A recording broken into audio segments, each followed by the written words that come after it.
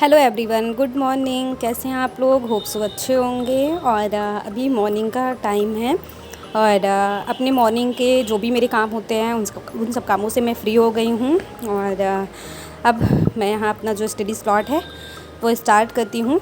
तो अभी जो मैंने अपने स्लॉट में रखा वो हिस्ट्री रखा है, और जो मेरे रेगुलर व्यूवर हैं उन सभी को पता है कि मैं अपने फ़र्स्ट स्लॉट में जो है हिस्ट्री ही रखती हूँ। और अभी जो है ये मैं 7th चैप्टर यहाँ पे पढ़ रही हूँ 8th क्लास की हिस्ट्री का। और आज जो है ये 7th क्लास कंप्लीट करने के बाद मेरा सिर्फ एक last chapter 8th chapter history का बचेगा। और ज्योग्राफी तो मैंने ऑलरेडी कंप्लीट कर दी है, आप लोगों के साथ शेयर भी किया है मैंने जो भी पढ़ा है। और अब पॉलिटी और हिस्ट्री ही बची है मेरी, जिसमें बस एक ही 2 चैप्टर हैं पॉलिटी के भी, जिनको मैं बहुत ही जल्द कंप्लीट कर लूँगी। और उसके बाद चीज़ें एक बार मैं रिवाइज कर लूँगी 6 to 8 का। फिर से मैं 9th और 10th की एनसीईआरटी पढ़ना स्टार्ट करूँगी। मैं क्या सोच रही हूँ कि मैं 12th तक की जो भी एनसीईआरटीज़ हैं उनको एक बार अच्छी तरीके से पढ़ लूँ, और बीच बीच में मैं वो सारी चीज़ें रिवाइज़ भी करती रहूँ। और वैसे तो मैंने बहुत सारी वीडियो अपने चैनल पे डाल रखी है कि सीटेट के लिए एसएसटी के लिए कहाँ से पढ़ें और कैसे पढ़ें। पर उसके बाद भी बहुत सारी मेरी बहनें हैं जिनका डाउट होता है कि कहाँ से चीज़ें कवर करनी है, कैसे पढ़नी है। तो अगर आप जो है एसएसटी का मतलब जो सेकंड पेपर है एसएसटी जिनका सब्जेक्ट है, अगर आप सिलेबस देखोगे ना और एनसीईआरटी की बुक से मैच करोगे तो आप ये पाओगे कि जो मतलब सब्जेक्ट जैसे हिस्ट्री का आप लो तो हिस्ट्री में जो भी लेसन नेम है सीधे सीधे लेसन नेम ही वहाँ पे रखे गए हैं सिलेबस में सीटेट के।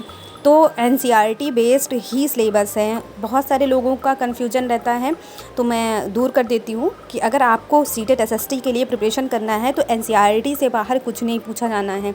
और 100% श्योरिटी है कि एनसीईआरटी से ही क्वेश्चन पूछे जाएंगे। और आप 6 to 8 की एनसीईआरटी जो है उसको अच्छे तरीके से रीड कर लीजिए और अच्छे तरीके से उसको रिवाइज करिए बार बार। बहुत ज़्यादा सोर्सेज पे मत डिपेंड रहिए कि ये भी पढ़ लिया जाए वो भी पढ़ लिया जाए। अगर आप 6 to 8 की एनसीईआरटी को अच्छे तरीके से पढ़ लेते हैं, उसको लर्न कर लेते हैं, तो चीज़ें वहीं से पूछी जाएंगी।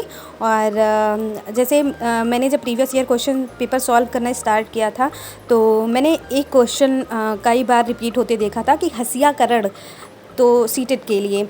तो मुझे उस टाइम पे नहीं समझ में आता था कि हसियाकरण होता क्या है। पर जब मैंने यहाँ पे स्टार्ट किया पढ़ना तो मुझे पॉलिटी की बुक में हसियाकरण जो है टॉपिक मिला है। तो मैंने यही ऑब्ज़र्व किया है कि जितने भी चीज़ें जो हैं जितनी भी चीज़ें सीटेट में पूछी जानी हैं वो सारी चीज़ें एनसीईआरटी बेस्ड ही हैं। मैं अपने एक्सपीरियंस से बता रही हूँ और सिलेबस देख के बता रही हूँ। तो आप लोग भी कंफ्यूज मत होइए, एनसीईआरटी पढ़िए 6 to 8 की। और उसके लिए मैंने अपने चैनल पे जो है वीडियो डाल रखा है कि अगर आप एनसीईआरटी की बुक परचेज़ नहीं कर सकते हैं तो उसको कैसे डाउनलोड करके पढ़ना है। डाउनलोड करने का पूरा जो है प्रोसेस मैंने आप लोगों के साथ शेयर किया है एक वीडियो में। और बहुत सारे लोग ये भी पूछते हैं कि आपने एनसीईआरटी की बुक्स कहाँ से ली है। तो आप किसी भी अपने नियर बाई शॉप से एनसीईआरटी की बुक ले सकते हो। अगर आप जाओगे और सिंपली आप उनसे बोल दीजिए कि मुझे 6 क्लास की एनसीईआरटी की बुक चाहिए, तो वो आपको एनसीईआरटी की बुक्स दे देंगे। तो हिस्ट्री की क्लास मैंने कंप्लीट कर ली है और यहाँ मैं करंट अफेयर्स पढ़ रही हूँ। और करंट अफेयर्स जो मैं पढ़ रही हूँ वो सीटेट के रिगार्डिंग नहीं पढ़ रही हूँ। सीटेट में करंट अफेयर्स नहीं पूछा जाना है। ये मैं टीआरई 4 और डीएसएसबी पीआरटी के लिए जो मैं प्रिपरेशन कर रही हूँ उसके लिए यहाँ पे मैं करंट अफेयर्स पढ़ रही हूँ। और सीटेट बस बेस बनाने के लिए मैं उसकी तैयारी कर रही हूँ। और अभी मैं करंट अफेयर्स यहाँ पे लिख रही हूँ। और बहुत सारे लोगों का ये भी कमेंट होता है कि मैं करंट अफेयर्स कहाँ से पढ़ रही हूँ। तो मैं वीकली या मंथली करंट अफेयर्स ही देखती हूँ, आप सभी को पता है। और मोस्टली तो मैं मंथली ही देखती हूँ, पर उसको मैं मतलब देखने के साथ साथ अपनी कॉपी में नोट भी करती हूँ। मंथली करंट अफेयर्स जनवरी फरवरी का मैंने ऑलरेडी कर रखा है और यहाँ मैं मार्च मंथ का जो है वो नोट कर रही हूँ अपनी कॉपी में। और अपनी पिछली वीडियो में भी मैंने आप लोगों को बता रखा है कि मैं गौरव सर की वीडियो देख के यहाँ पे करंट अफेयर्स पढ़ती हूँ। पर अगर आप करंट अफेयर्स मतलब ऐसे नोट्स नहीं बनाना चाहते तो इस पीडी जो बुक आती है उससे आप अच्छे तरीके से करंट अफेयर्स वहाँ से अपनी तैयार कर सकते हो उस बुक से, और बहुत अच्छी बुक है। तो आप ऐसे भी करंट अफेयर्स लर्न कर सकते हो। तो अभी दोपहर का टाइम है, मैंने हिस्ट्री पढ़ा और उसके बाद करंट अफेयर्स मैंने नोट की अपनी कॉपी में। और उसके बाद फिर मैं आ गई किचन में और यहाँ मैं लंच बनाने चल रही हूँ। अभी दोपहर के 11 बज रहे हैं। और हम लोगों को ना किस्मत के भरोसे नहीं बैठना चाहिए। अगर हम किसी चीज़ में असफल हो जाते हैं तो हम वहाँ पे किस्मत को दोष देने लगते हैं कि हमारी किस्मत में ये चीज़ नहीं थी। पर जो हमने मेहनत की थी क्या वो सही दिशा में की थी? ये सोचिए आपने कि मेहनत हमारी जो है वो सही दिशा में थी। क्या हमने अपना 100% दिया था? आप अपने आप से ये क्वेश्चन कीजिए कि हमने अपना 100% दिया था उस चीज़ के लिए या नहीं दिया था। अगर नहीं दिया था तो उसमें किस्मत का कोई लेना देना नहीं है उससे। अगर आपने मेहनत की है, आपने अपना 100% दिया है, आपका नहीं हुआ तो आप 1% के लिए मान सकते हो कि हाँ इसमें किस्मत का खेल है। पर अगर आपकी कहीं एक भी थोड़ी सी भी चूक रह गई आपकी मेहनत में और आपका सिलेक्शन नहीं हुआ तो वहाँ किस्मत का कोई दोष नहीं है। दोष हमारी खुद की स्ट्रैटेजी में है, हमारी खुद की जो हमने मेहनत की उसमें कहाँ कौन सी गलती रह गई उसको ढूंढना है हमको और उसमें सुधार करना है। किस्मत से ज़्यादा मेहनत पे भरोसा करना है। अगर हम मेहनत सही दिशा में करेंगे और लगन के साथ और सही स्ट्रेटजी फॉलो करके अगर मेहनत करेंगे तो हमारी किस्मत भी अच्छी हो जाएगी। मैं ऐसा नहीं कहती कि हाँ किस्मत नाम की चीज़ नहीं होती, किस्मत नाम की चीज़ होती है। पर अगर हम अपना 100% देंगे और पूरी लगन के साथ पूरी मेहनत के साथ डटे रहेंगे अपने काम में, चाहे वो कोई भी काम हो। अगर आपने किसी चीज़ को टारगेट बनाया है तो निस्वार्थ तरीके से अगर उसमें आप लगे हैं, बहुत ज़्यादा नहीं, अगर आपने थोड़ी थोड़ी चीज़ें थोड़ा थोड़ा अपना टारगेट बना के आपने उसमें अपना 100% दिया तो आप उस चीज़ में ज़रूर सफल होंगे। और आप लोगों ने भी ये चीज़ अनुभव की होगी और मैंने भी की है। जब हमारा किसी फ़ील्ड में या किसी काम में बहुत ज़्यादा मन लगता है और हम किसी काम को करने के लिए अंदर से बहुत ज़्यादा मोटिवेट होते हैं और उस काम को बहुत ज़्यादा लगन के साथ, बहुत मेहनत के साथ, निस्वार्थ तरीके से अगर हम करते हैं तो उस काम में हम 100% ये होता है कि सफल होते हैं। आप पढ़ाई से ही इसको मत रिलेट करिए, आप किसी भी चीज़ को देखिए। चाहे आपको अगर कुकिंग में इंटरेस्ट है, अगर आप कोई डिशेज़ बनाने चल रही हैं, अगर आपको उस डिश बनाने में मतलब उस डिश को बनाने में आप बहुत ज़्यादा इंटरेस्टेड हैं और आप पूरी मेहनत के साथ उसमें लगे हुए हैं कि हाँ ये इतनी टेस्टी बननी चाहिए, ऐसी बननी चाहिए, वैसी बननी चाहिए।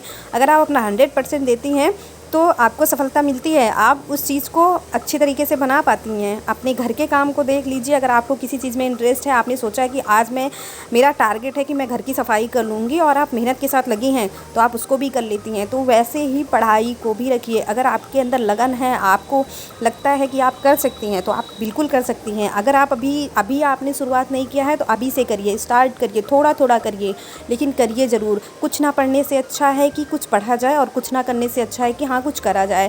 फालतू में बैठ के टाइम की बर्बादी करना बिल्कुल नहीं करना है। टाइम बर्बाद सिर्फ, चाहे आप थोड़ा सा टारगेट बनाइए, आपके पास टाइम नहीं है, आप बहुत ज़्यादा टाइम अपनी स्टडी को नहीं दे पा रही हैं, आपके पास बहुत सारा काम है, थक जाती हैं तो कोई बात नहीं।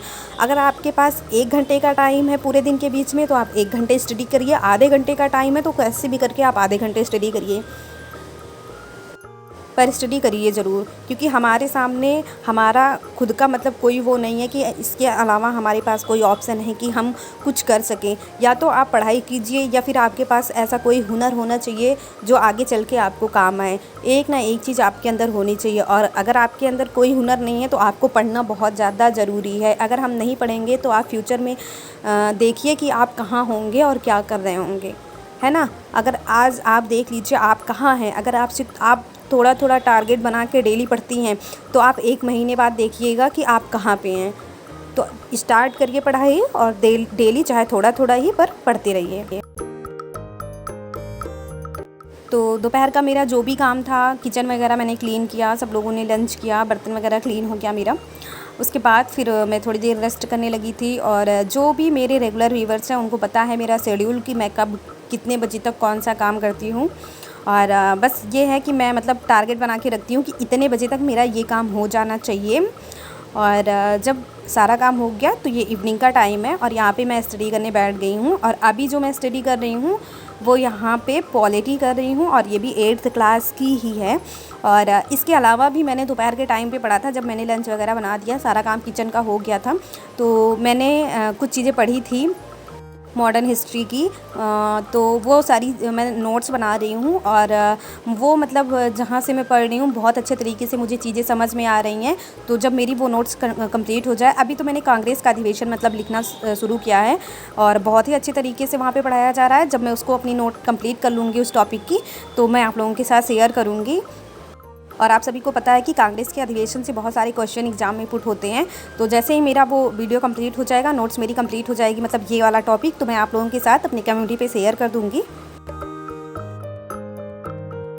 तो जो भी मेरी बहनें हैं जो एसएसटी की प्रिपरेशन कर रही हैं, तो सबसे पहले आप एनसीईआरटी अगर आपने अभी तक नहीं लिया तो एनसीईआरटी की बुक लीजिए और अच्छे तरीके से उसको रीड करिए और मॉक टेस्ट लगाइए और पीवाईक्यू लगाइए। इसके अलावा और कोई ऑप्शन नहीं है। यही स्ट्रेटजी फॉलो करके हम लोगों ने सीटेट क्लियर किया है, तो आप भी यही स्ट्रेटजी फॉलो करके सीटेट क्लियर कर सकती हैं। इसके अलावा और कोई अदर ऑप्शन नहीं है, ना कोई मतलब ऐसा है कि हाँ किसी के पास मैजिक है कि किसी ने सीटेट जो है क्वालिफाई कर लिया। यही सारी चीज़ें पढ़ के सब लोग सीटेट क्वालिफाई करते हैं। तो ये थी कुछ बातें जो मैंने आप लोगों के साथ शेयर की है। आशा करती हूँ कि आपको मेरी बातें अच्छी लगी होगी। मिलते हैं आप लोगों से नेक्स्ट ब्लॉग में, तब तक के लिए